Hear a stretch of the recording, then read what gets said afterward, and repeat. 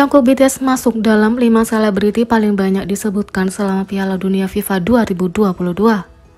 Jungkook termasuk di antara 5 besar selebriti yang paling banyak dibicarakan di media sosial selama Piala Dunia FIFA 2022 menurut data NetBiscuit. Magnet BTS ini tampil dengan Dreamers, soundtrack resmi Piala Dunia FIFA tahun ini, bersama artis Qatar Fahad Al-Qubaisi. Ia menjadi artis Asia pertama yang tampil di upacara pembukaan turnamen. Ia menjadi satu-satunya non-atlet yang masuk 5 besar daftar NetBiscuit, didahului oleh Messi, Cristiano Ronaldo, dan Mbappe. Neymar berada di urutan kelima dalam daftar setelah Jungkook.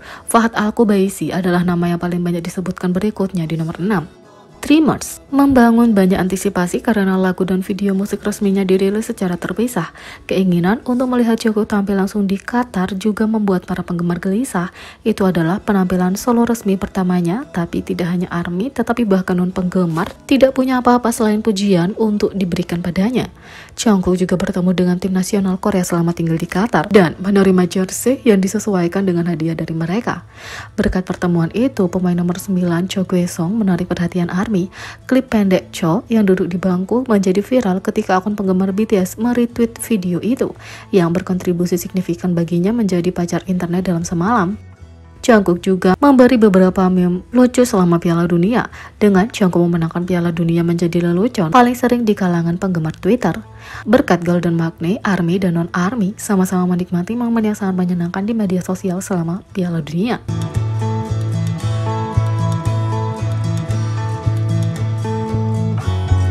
Yang kedua, tepat saat liburan, Run BTS akhirnya akan tersedia secara lengkap di YouTube.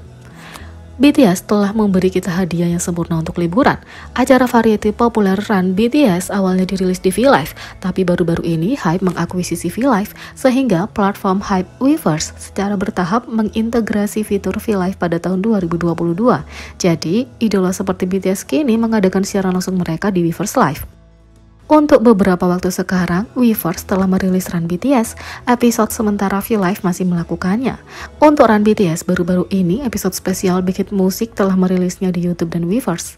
Tetap saja, Run BTS sebelumnya, episode tidak diunggah ke YouTube, kecuali komplikasi dan video yang diposting oleh ARMY. Itu telah berubah sekarang, telah diumumkan bahwa semua episode Run BTS akan tersedia untuk ditonton melalui YouTube. Sebentar lagi, kamu bisa menonton secara maraton setiap Run BTS dalam urutan kronologis. Mereka akan terus diunggah hingga episode terbaru pada malam Natal 24 Desember. Jadi, semuanya akan ada untuk ditonton secara keseluruhan selama liburan.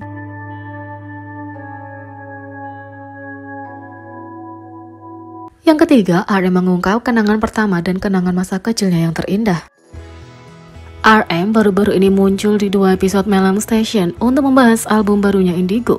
Selama episode kedua yang ditayangkan pada tanggal 4 Desember, ia berbagi beberapa cerita yang belum pernah didengar sebelumnya dari periode berbeda dalam hidupnya, dimulai sejak masa bayinya. RM mengawali ceritanya dengan mengatakan bahwa dia adalah anak yang sulit untuk dibesarkan. Sejak melahirkan, sulit bagi orang tuanya karena dia adalah bayi berukuran sangat sehat. Karena dia banyak menangis dan keras kepala, dia mendengar orang tuanya kesulitan menanganinya. Tapi, bayi RM sudah punya otak yang jenius karena dia dengan cepat mempelajari bahasa Hangul.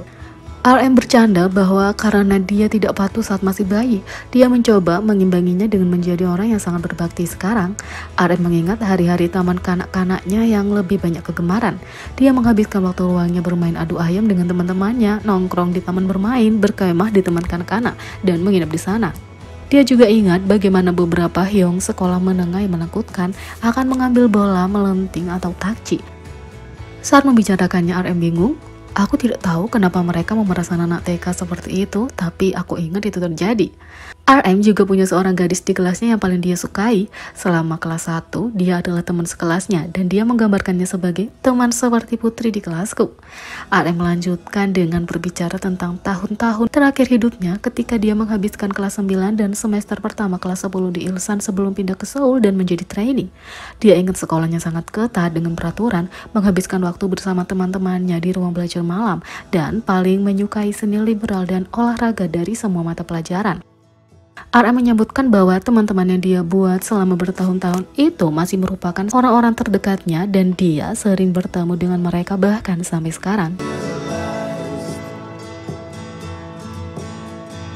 Yang ketiga, BT21 dan Line Friends mengikuti jejak ayah mereka dengan lagu comeback.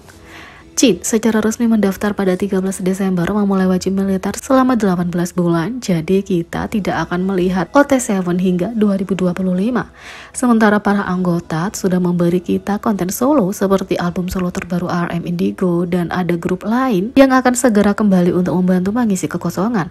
BTS dan Line Friends BT21 tidak hanya merayakan hari jadi mereka yang kelima sejak debut. Baru-baru ini juga diumumkan bahwa BT21 akan comeback dengan lagu World You.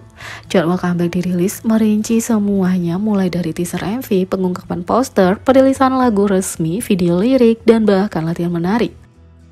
Berdasarkan dua teaser itu, kita mendapatkan lagu hip hop optimis yang mengingatkan pada ayah BT21, BTS. Saat comeback diumumkan dalam teaser dirilis, ARMY sangat bersemangat. Banyak yang berjanji untuk bekerja keras untuk comeback BT21, seperti yang mereka lakukan untuk BTS melalui streaming. Beberapa bercanda bahwa BT21 adalah the next BTS. Satu perbedaan penting adalah bahwa sementara Jin adalah seorang vokalis, RJ tampaknya adalah seorang rapper. Jangan lupa bahwa Jin cukup ahli dalam rap, jadi RJ mewarisinya dari ayah dia. Juga, sementara beberapa orang berpikir World You adalah debut BT21, sebenarnya tidak. BT21 memulai debutnya pada 2018. Sejak itu, para anggota bahkan telah merilis proyek solo. 3 tahun berlalu, BT21 berkolaborasi dengan Baby Shark yang terkenal di seluruh dunia. ARMY bertanya-tanya apakah Tiny Tan sekarang akan kembali juga. MV World You BT21 dirilis pada 23 Desember pukul 12 siang KST. Di sisi lain, ARMY bisa mengalami konser BTS nyata dengan Yet to Come in Busan di bioskop. Apakah kamu melewatkan semua konser BTS baru-baru ini? Nah, sekarang kamu bisa merasakan pengalaman konser yang sesungguhnya. Diumumkan bahwa konser BTS Yet to Come in Busan akan diputar di bioskop secara global melalui CGV Cinema, jaringan bioskop multiplex terbesar di Korea Selatan. CGV mengungkapkan bahwa film konser berdurasi 103 menit ini akan diputar di 110 negara di seluruh dunia pada 1 Februari. Tapi ini belum semuanya, ARMY akan punya kesempatan untuk menontonnya dengan berbagai cara, tidak seperti menonton film pada umumnya. Pertama, BTS Yet to Come di bioskop akan tersedia di ScreenX. ScreenX CG 4D Black adalah teater multiproyeksi, memberikan pengalaman menonton panorama 270 derajat kepada penonton bioskop dengan memperluas layar film ke dinding samping auditorium sehingga benar-benar imersif. Demikian pula, pengalaman menonton film dikembangkan CG 4D Plex lainnya adalah pilihan bagi ARMY untuk menonton BTS Yet to Come in bioskop. Multisensor 4DX beroperasi di 65 negara dan memberikan pengalaman nyata kepada penonton bioskop dengan menggabungkan efek kursi gerak, aroma, dan efek lingkungan termasuk udara, air, dan lain-lain.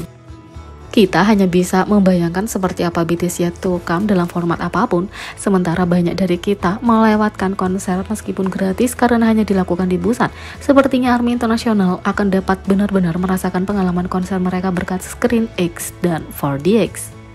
Tiket mulai dijual pada 10 Januari pukul 16 PST atau 7 malam IST, tetapi konser akan diputar untuk waktu terbatas mulai 1 Februari. Jadi, bagaimana menurut kalian tentang ini? Beri komentar di bawah, klik subscribe, like, share, dan klik lonceng. Sekian video kali ini, sampai jumpa lagi.